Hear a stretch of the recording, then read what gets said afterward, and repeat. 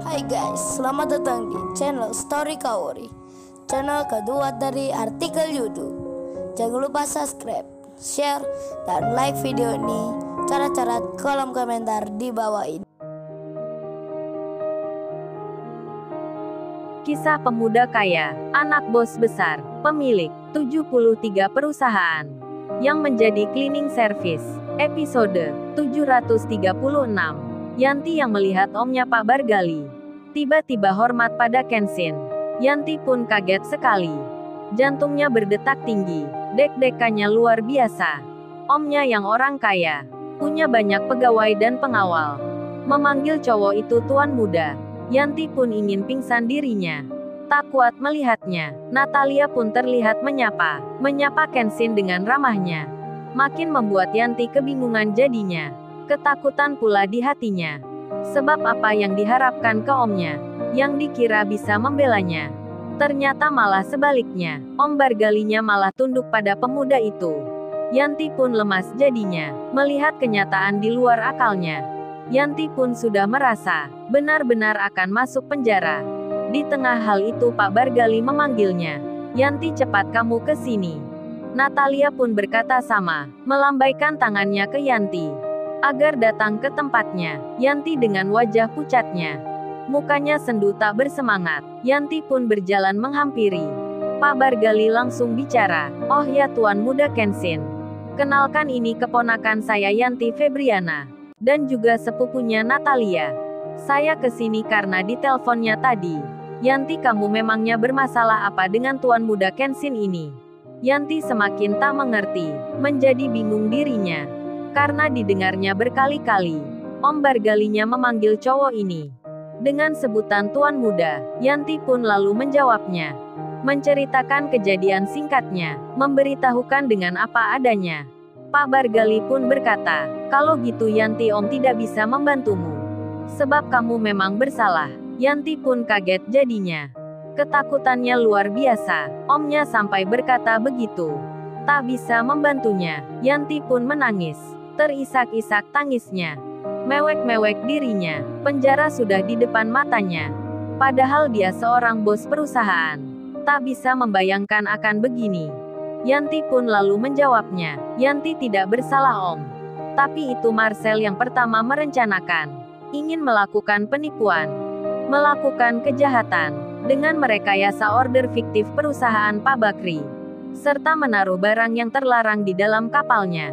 Yanti hanya ingin membeli perusahaan yang bangkrut itu. Ingin membelinya dengan harga yang murah.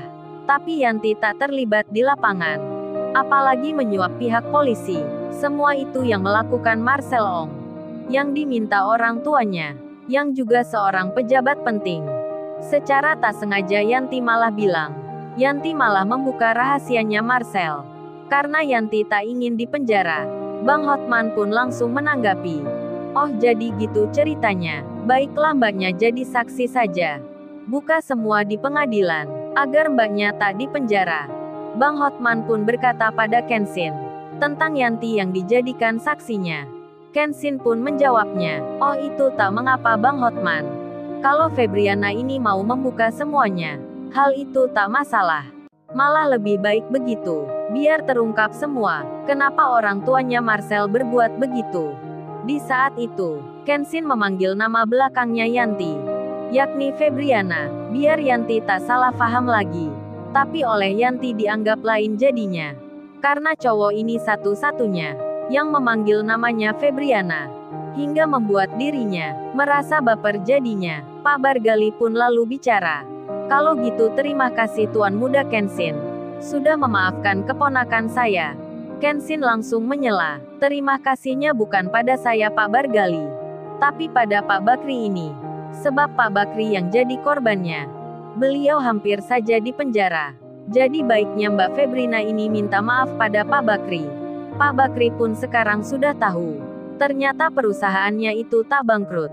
Melainkan ada yang sengaja membuatnya merugi. Pak Andi pun langsung bicara, "Nah itu seperti yang saya katakan. Seperti juga yang saya alami.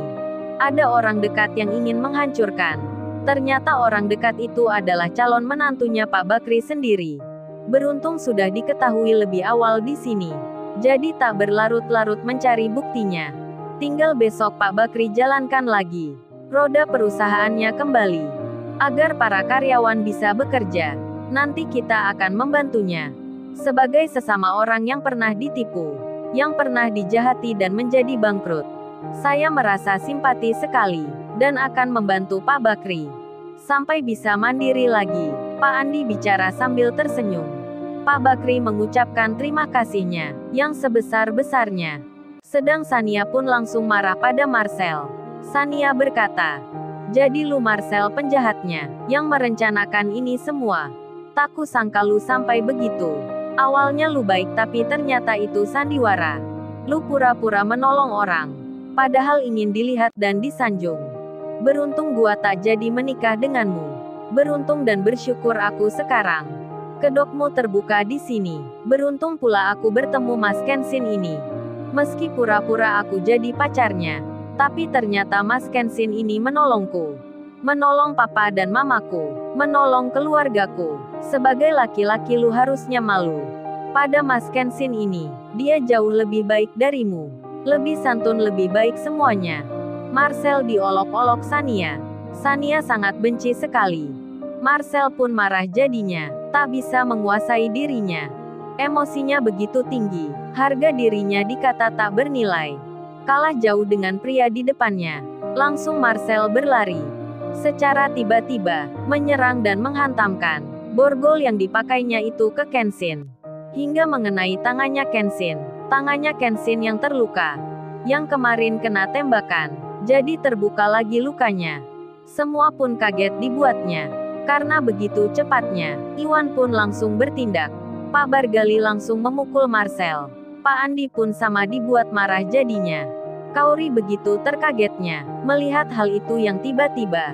Kaori sangat khawatir jadinya, panik-panik dirinya. Kaori bertanya, "Saya apa nggak apa-apa kamu?" Kenshin menjawabnya, "Nggak apa Kaori, cuman sedikit sakit aja Kaori."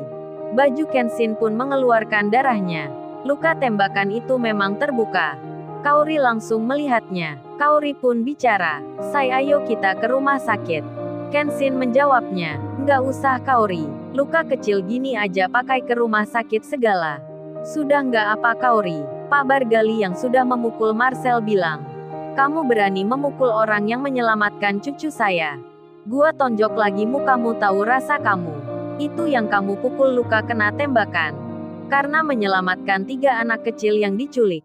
Salah satunya cucu kesayangan saya. Malah kamu pukul begitu. Lihat itu tuan muda berdarah tangannya." Yanti pun sekarang mengerti maksudnya. Ternyata Narnia kemarin yang hilang, diculik orang tak dikenal. Yang menyelamatkan adalah Kenshin ini. Begitu pula Sania yang mendengarnya. Benar-benar Mas Kenshin ini baik orangnya. Tangannya tertembak karena menyelamatkan anak-anak itu. Iwan pun emosi, merasa kecurian dirinya. Iwan pun langsung memukul Marcel. Iwan berkata, "Ini balasan untuk Kenshin." Marcel dipukul Iwan. Giginya rontok satu. Marcel pun bilang, "Awas lu orang rendahan berani memukulku. Akan ku ingat ku cari lu nanti. Bokapku duta besar di Jerman. Kalian akan aku laporkan. Terutama lu yang baru memukulku. Akan ku buat lu menyesal. Tanganmu akan ku buat cacat nantinya.